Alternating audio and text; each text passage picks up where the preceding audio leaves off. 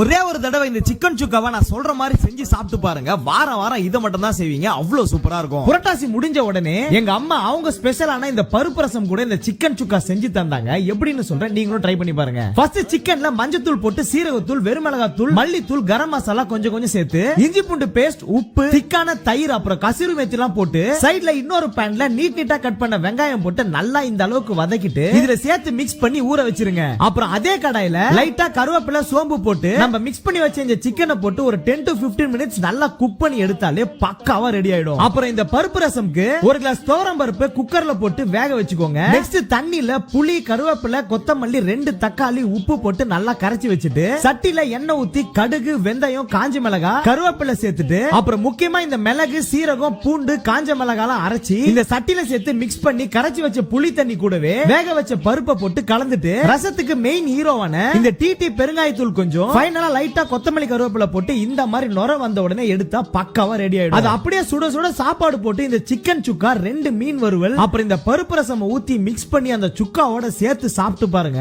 சொர்க்கமே தெரியும். டேஸ்ட்லாம் சும்மா தட்டி தூக்கிருச்சு. சாப்பிட சாப்பிட போயிட்டே இருக்கும். வீடியோவை சேவ் பண்ணி நெக்ஸ்ட் டைம் சிக்கன் செய்யும் போது இதை நீங்களும் செஞ்சு பாருங்க, வேற ரகமா வரும்.